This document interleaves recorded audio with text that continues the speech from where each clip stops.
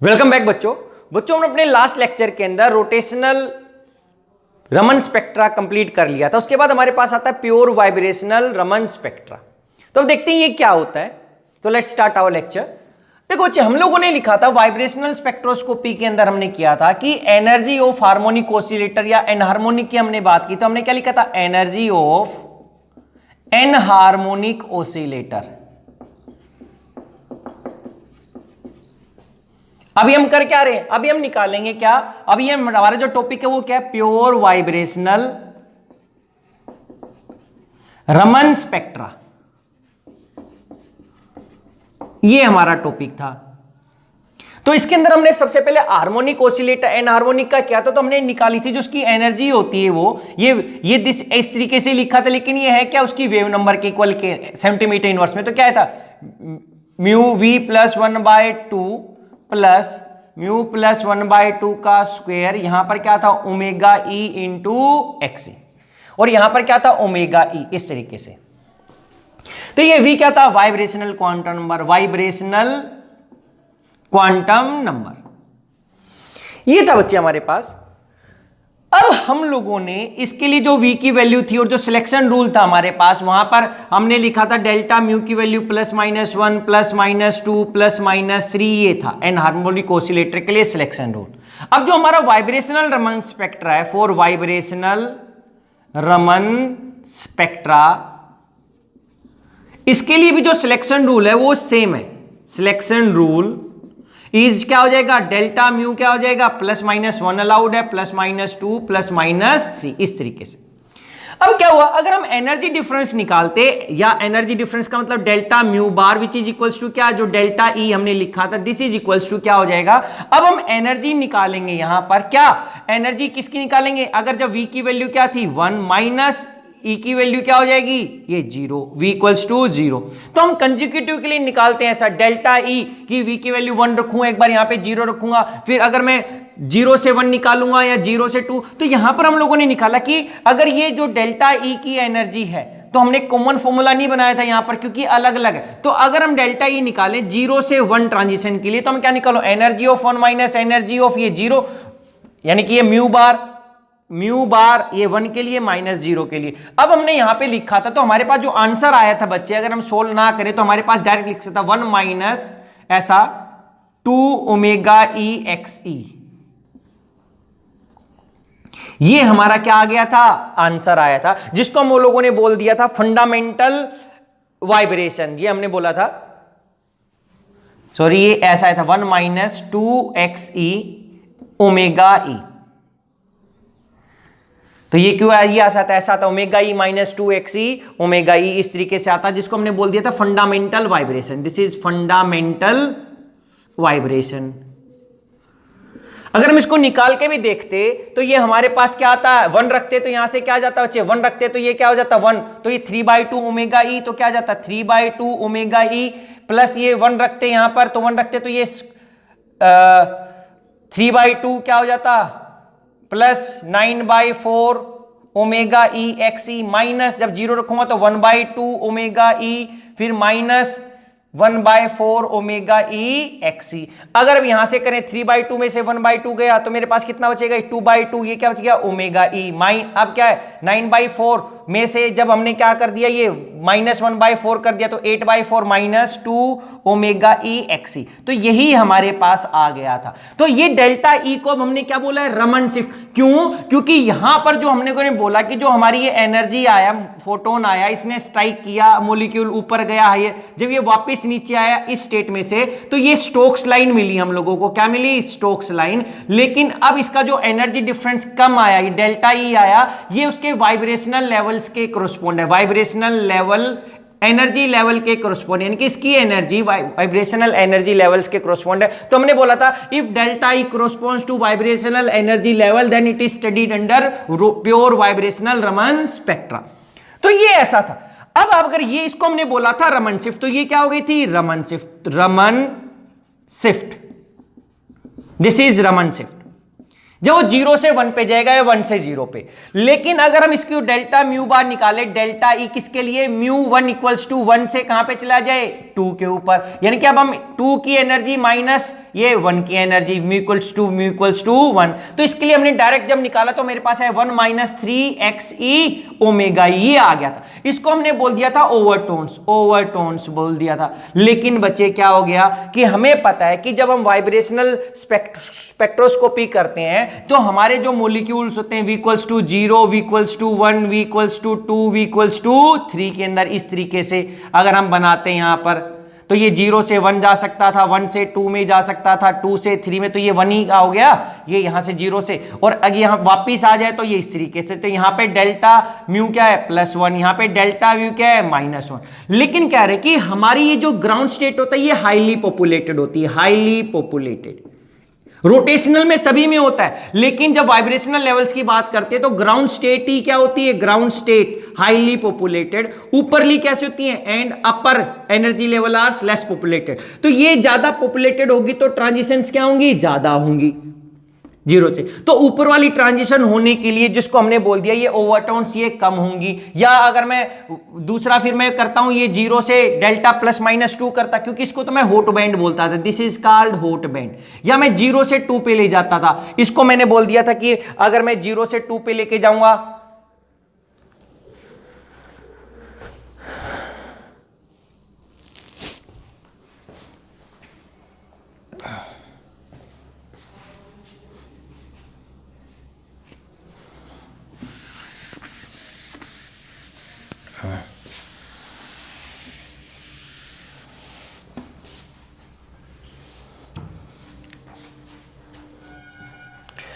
अगर बच्चे हम इसी के अंदर ये डेल्टा म्यू बार निकालें, लेकिन डेल्टा ई निकालें ये इक्वल्स टू डेल्टा ई, लेकिन कब, जब वो 0 से 2 में जाए। इसका मतलब क्या है, अब energy of v equals to 2 minus energy of v equals to 0। ये इसकी एनर्जी हमारे पास आई थी 1 माइनस 3xe ओमेगा, जिसको हमने बोल दिया था overtones, this is called overtones. इस तरीके से अगर वो 1 से 2 जाता तो उसको हम हॉट बैंड बोलते थे। इसको हम कैसे दिखा सकते हैं, देखो ये क्या था, जब हमने वाइब्रेशनल स्पेक्ट्रोस्कोपी पढ़ा तो हमने देखा था कि इस तरीके से बच्चे ये हम दिखा सकते हैं कि ये v equals to 0, v equals to 1, v equals to 2, v equals to 3। तो 0 से 1 जाएगा तो उसको हम फंडामेंटल बैंड वाइब्रेशन या बैंड बोलते थे, फंडामेंटल बैंड या वाइब्रेशन। अब ये 0 से 2 जाएगा तो इसको हमने बोल दिया ये overtone, this is overtone, this is overtone. फिर क्या हो गया, 1 से 2 पे जाएगा तो ये 1 से 2 पे गया तो ये क्या हो गया था, हॉट बैंड।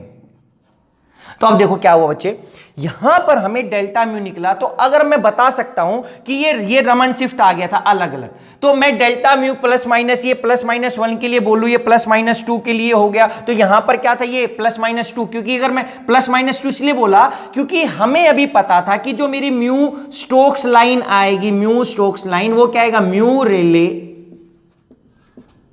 प्लस माइनस, अब जो डेल्टा ई आएगा ये कोरस्पोंड करेगा मेरे वाइब्रेशनल एनर्जी लेवल के, वाइब्रेशनल एनर्जी लेवल के लिए। अब ये क्या हो गया, देखो अब मेरे को क्या करना पड़ेगा, अगर ये डेल्टा मी मेरे +-1 है तो मैं एक बार इसके अंदर प्लस करूंगा तो मेरे को क्या मिलेगी, एंटी स्टोक्स लाइन मिलेगी, और इसके अंदर माइनस कर दूंगा तो क्या मिलेगी, वो स्टोक्स लाइन। ऐसे ही ये डेल्टा म्यू के लिए क्या है, +-2 करूंगा तो मेरे पास ये अब अभी भी म्यू स्टोक्स लाइन मिलेंगी।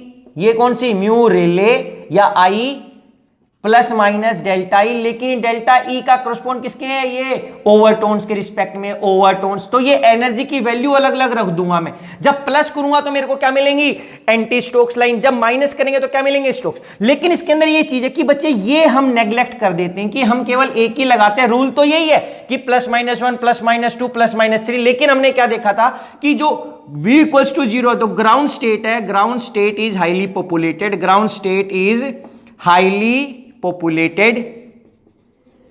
अगर ये हाईली पॉपुलेटेड हुआ तो मोर नंबर ऑफ ट्रांजिशंस होगा, तो इंटेंसिटी क्या होगी उसकी ज्यादा। Ground state is highly populated in vibrational levels, ये ऐसा हो गया। और सेकेंडली क्या हो गया बच्चे, सेकेंडली जो रमन स्पेक्ट्रा होता है, जो रमन ट्रांजिशंस होंगी हमारे पास, जो रमन स्कैटरिंग होती है, Raman scattering is also of lower, it is also of lower intensity. ये खुद भी लोअर इंटेंसिटी का, क्योंकि 1 मिलियन के अंदर से एक एटम है। तो ये क्या हो गया, हाइयर से लोअर अगर मैं करता तो ये डेल्टा म्यू क्या था, +1 ऐसा बोल दिया। ये +-2 के लिए भी हो गया। तो कह रहे कि ये +-2 को हम नेग्लेक्ट कर देते हैं, ये अवॉइड हो जाती है हमारे पास। ऐसी डेल्टा म्यू क्या था, -1। तो ये -1 वाली भी नहीं, क्योंकि ऊपर से नीचे आएगा, फिर ये यहां से 1 यहां पर आ सकता है। तो अगर ऐसा करेंगे तो हमारे पास ये क्या, अगर ये करेंगे तो ये भी नेग्लेक्ट हो जाएंगे, क्योंकि ये हायर में मेरे पास नंबर ऑफ मॉलिक्यूल ज्यादा है ही नहीं, तो नीचे नहीं आ सकते हमारे पास इस तरीके से, क्योंकि क्या तो हायर में जा सकते थे, हायर से नीचे में आएंगे। तो कह रहा है कि यहां पर Raman scattering is also of lower intensity होती है। तो generally we neglect overtones and hot bands, overtones and hot bands. तो अब हमारे पास जो केवल रमन शिफ्ट की बात करते हैं, वो हम केवल इसके लिए बात करते हैं जब हमारे पास क्या होगा, डेल्टा ई यानी कि डेल्टा म्यू का चेंज आएगा, वो 0 से 1 के लिए आएगा। तो अब हम यहां पे लिख सकते हैं क्या, mu Stokes line is equals to mu Rayleigh line, Rayleigh का मतलब आई के इक्वल था। अब यहां पर स्टोक्स लिखा है तो माइनस ये डेल्टा म्यू बार ऐसा लिख देंगे, और ये 0 से 1 के लिए था, या डेल्टा ई था, डेल्टा म्यू बार। तो ये किसकी वैल्यू थी, this equals to mu bar Stokes, और ये किसके लिए था, दिस इज द फंडामेंटल। बाकियों को तो हम नेग्लेक्ट ही कर देते हैं। This is equals to mu i minus, और फंडामेंटल की वैल्यू कितनी थी, 1 - 2 एक्स ई ओमेगा ई। तो ये 1 - 2 एक्स ई ओमेगा ई, ये एक स्टोक लाइन हमारे पास आगे बच्चे इस तरीके से। Second, mu anti Stoke line, anti Stoke line के लिए अगर हम बोलेंगे तो क्या, म्यू आए, अब प्लस डेल्टा म्यू लिखते थे, डेल्टा म्यू बार ये ऐसा, और ये क्या था, ये फंडामेंटल के लिए ही करते हैं हम लोग, फंडामेंटल के लिए किया। तो हमारे पास क्या आ गया, तो mu bar anti Stoke line equals to mu i ऐसा प्लस 1 - 2 एक्स ई ओमेगा ई।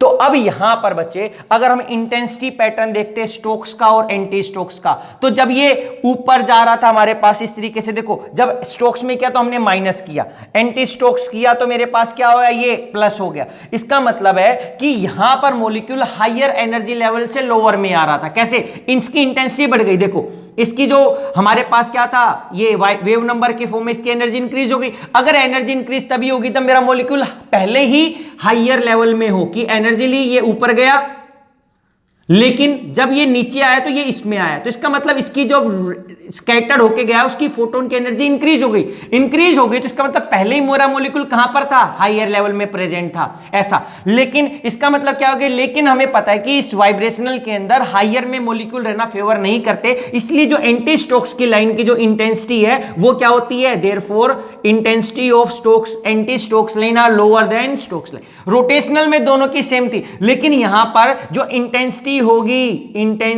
होगी वो स्टोक्स लाइन की ज्यादा होगी, किससे, एंटी स्टोक्स से, एंटी स्टोक्स। क्योंकि एंटी स्टोक्स में इसलिए कम है बच्चे, क्योंकि यहां पर जो उसकी टेंडेंसी है मॉलिक्यूल्स की हायर वाइब्रेशनल लेवल्स में रहने की, वो क्या होगी, कम होगी। As the tendency of molecules present in the higher vibrational energy level is less. अगर वो लेस होगी तो ट्रांजिशंस कम होंगी, ट्रांजिशंस कम होगी तो इंटेंसिटी क्या होगी, कम होगी। तो हमारे पास अगर ये एनहार्मोनिक या प्योर वाइब्रेशनल रमन स्पेक्ट्रा आ जाता है, तो आप लोगों ने ये फॉर्मूला लिखना था कि ये mu Stoke equals to mu Rayleigh minus delta e, ये डेल्टा म्यू बार, ये रमन शिफ्ट है, this is called Raman shift, और इसको हम केवल फंडामेंटल के ही करस्पॉन्ड करेंगे, फिर बाकी हम नहीं दिखाते हैं। क्योंकि अगर मैं 0 से 2 ले गया, फिर मैं 1 से, फिर मैं क्या कर सकता हूं, यहां पर इस 0 से 1 लेके गया, फिर ऐसे ही मैं क्या कर सकता हूं, ये ओवरटोन ये था, अगर मैं हॉट बैंड करता तो मैं 1 से 2 के लिए भी लेके जाता तो वो हॉट बैंड आना था। लेकिन हॉट बैंड को हमने वाइब्रेशन में पढ़ा कि वो हायर टेम्परेचर पे ही है, क्योंकि ये हॉट बैंड करूंगा तो ये 1 से 2 पे जाने की प्रोबेबिलिटी कम है, क्योंकि मेरे पास नंबर ऑफ मॉलिक्यूल्स 1 पे पहले ही कम है।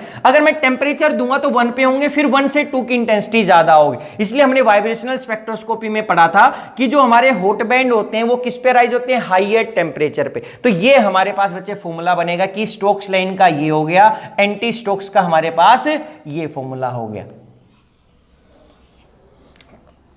कुछ इसके बाद हमारे पास आता है वाइब्रेशनल रोटेशनल रमन स्पेक्ट्रा।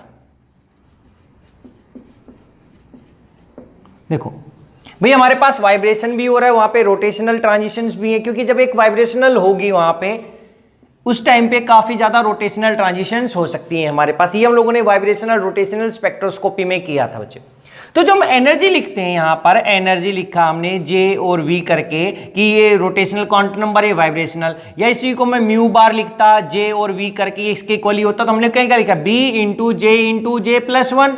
हमने डिस्टोर्शनल कांस्टेंट को नेग्लिजिबल मान लिया था, फिर क्या हो गया था plus v plus 1/2 omega e minus v plus 1/2 का square omega e into x. ये था बच्चे, ये हमने एक मॉलिक्यूल के लिए लिया था।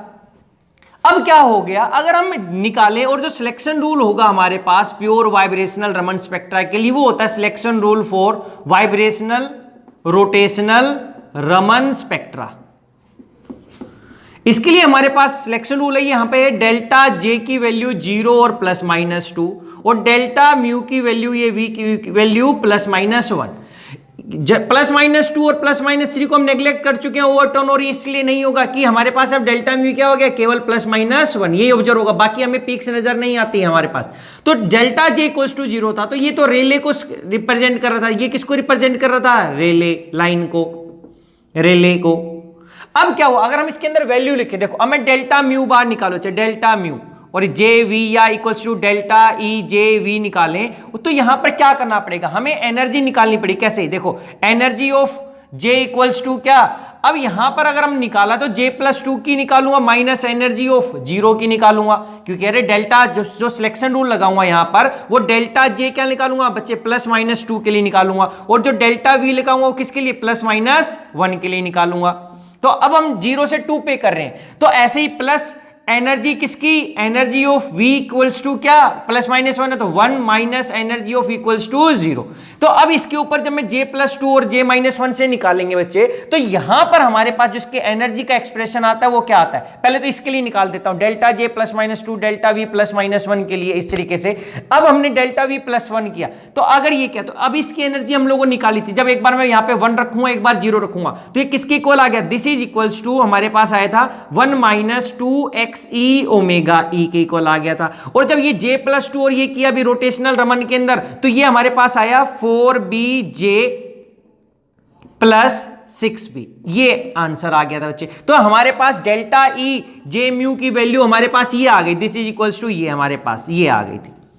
अगर हम क्या करते, delta mu bar j v या डेल्टा ई निकालते हैं जे वी के लिए, और यहां पे डेल्टा जे इक्वल्स टू 0 रहे और डेल्टा वी क्या हो जाएगा, वो +-1 के लिए निकालता हूं मैं यहां पे, तो अब ये क्या हो जाएगा, तो जब मैं जे इक्वल्स टू 0 के लिए निकालूंगा तो ये टर्म तो क्या हो जाएगी 0। अगर ये टर्म 0 की, तो मेरे पास केवल यही बचेगा कि इससे v इक्वल्स टू 1 - 2 किसके इक्वल हो जाएगा, दिस इक्वल्स टू, जे की वैल्यू 0 रख दूंगा तो कोई फायदा ही नहीं है, क्योंकि डेल्टा जे 0 ही है। तो अब यहां पर क्या आएगा, दिस इक्वल्स टू, ये किसके इक्वल आएगा, e v equals to 1 - e v equals to 0, या इसको म्यू बार लिखूंगा, mu bar v equals to 1 - mu bar v equals to 0। तो ये इसकी एनर्जी किसके इक्वल है, this is equals to 1 - 2x e omega e. अब बच्चे ध्यान देने की बात है हमारे पास क्या, कि यहां पर हम लोगों ने बोलते कि हमारे पास दोनों ट्रांजिशंस हो रही हैं, दोनों ट्रांजिशंस का मतलब ये हम v इक्वल्स टू 0 लेवल लेंगे। अब v इक्वल्स टू ये क्या लिया हम लोगों ने 1, कि ये हमारे पास अलग अलग वाइब्रेशनल एनर्जी लेवल है, जिसके अंदर यहां पर j equals to 0, j equals to 1, j equals to 2, j equals to 3, j dash equals to 0, j dash equals to 1, j dash equals to 2, j dash equals to 3। अब हमने जब delta J की value 0 रखी, तो यानी कि 0 से ये 0 पे चला गया, 1 से ये 1 पे चला गया, 2 से 2 पे चला गया। जब ये ऐसा होता है तो अब जो हमारे पास क्या हुआ, देखो अब हमने बोला था कि अब हम बोलते थे कि जो व्यू आएगा मेरे पास लाइंस का आएगा, तो जब ये डेल्टा जे 0 होता है व्हेन, तो अब हम देखो क्या लिखा है, when delta J equals to 0, और यहां पर हमारे पास डेल्टा वी क्या हो गया, ये +-1, यानी कि जब मैंने बोल दिया ये +1 हो गया, +1 का मतलब वो 0 से 1, डेल्टा वी का मतलब क्या हुआ, ये v इक्वल्स टू 0 से कहां चला गया, v इक्वल्स टू 1। तो इस टाइम पे जो लाइंस आती हैं इनको हम क्यू लाइंस बोलते हैं, क्या बोलते हैं, दिस इज क्यू लाइंस। क्या हुआ, तो अब मैं म्यू बार ये लिखूंगा और यहां पे लिखूंगा क्यू लाइंस, लिख दिया क्यू, और मैं स्टोक्स लाइन की बात करता हूं तो क्या हो गया, म्यू आई रेले का मतलब इंसिडेंट था ये, माइनस, अब ये एनर्जी में माइनस कर दो, क्यों, डेल्टा ई क्या बताता था, जो ये डेल्टा ई ये रमन शिफ्ट को बता रहा है, ये दो चीजें, ये दोनों चीजें, ये किसको बता रहा है, Raman shift, this is Raman shift. Raman shift को बताता है बच्चे, ये रमन शिफ्ट को बताता है। इसका मतलब क्या हुआ, जब ये delta J equals to q होगा, जो हमने रोटेशनल वाइब्रेशनल स्पेक्ट्रोस्कोपी किया था, डेल्टा वी इक्वल्स टू यहां पर प्लस है, ये +1 है, और डेल्टा जे इक्वल्स टू 0, तो इसको हम बोलते थे क्यू लाइंस, क्यू लाइंस। अब इस क्यू लाइंस को अगर मैं देखूं, क्यू स्टोक्स लाइन देखता हूं, तो क्यू स्टोक्स लाइन का मतलब हो गया वी आई, ये ऐसा माइनस, क्योंकि इसकी स्टोक्स लाइन इस साइड आती है हमारे पास, स्टोक्स लाइन इस साइड, STOK, ये स्टोक्स लाइन यहां पर होती है, एंटी स्टोक्स लाइन यहां पर होती है। तो इसका जो वेव नंबर म्यू बार है, तो यहां पर इसका जो वेव नंबर होगा, इनका वेव नंबर लेस होता है, less wave number, less wave number, less wave number, ये आई से कम होगा, यहां पर इनका इस साइड डिक्रीज हो जाएगा, ये इस साइड वेव नंबर क्या होता है, इंक्रीज वेव नंबर, इनका वेव नंबर इंक्रीज हो जाता था, इनकी एनर्जी इंक्रीज, इनकी एनर्जी डिक्रीज। तो कितनी एनर्जी डिक्रीज, वो उसकी डेल्टा ई रमन शिफ्ट से पता चलेगा। तो this is equals to mu q Stokes line क्या होगा, अब एनर्जी डिफरेंस कितना है, यही इसके अंदर यही तो है, तो 1 - 2xe ओमेगा ई, जिसको हमने बोल दिया था फंडामेंटल लाइन या फंडामेंटल ऑब्जर्वेशन। तो ये हमारे पास एक आ गया क्यू लाइंस के, हमारे पास किसके गोल होगा कि रेले के अंदर से मैं ये माइनस कर दूं, मेरे पास क्या आएगा, क्यू लाइंस। लेकिन अब क्या हुआ बच्चे कि जब डेल्टा वी मैंने यहां पे +1 लिखा, जहां पे डेल्टा वी क्या लिखा, +1, की ये 0 से 1 चला गया था, तो डेल्टा जे की वैल्यू +2 हो सकती थी, -2। अगर मैं यहां पे लिखता हूं, देखो ये 0 से 2 पे चला जाए, इधर 0 से किस पे, 2 पे, या 1 से किस पे चला जाए, 3 पे, तो यहां पर डेल्टा जे की वैल्यू क्या हो जाएगी, +2। लेकिन अगर यहां से 2 से किस पे चला जाए, 0 पे, या 3 से किस पे चला जाए, 1 से, इस तरीके से, तो यहां पे डेल्टा जे क्या हो जाएगा, -2। जब डेल्टा जे +2 होगा, तो है तो ये एंटी स्टोक्स लाइन, तो उस टाइम पे इसको, जिसको हमने क्यू लाइंस बोला है, तो इसको हम बोल देते हैं S line, S lines. Delta J की होगी तो ये क्या होगा, एस लाइंस, इसको एस लाइंस बोलते हैं अब यहां पर। और जब डेल्टा जे माइनस होता है, तो इसको बोलते हैं ओ लाइंस। क्या बोलेंगे यहां पर, ओ लाइंस।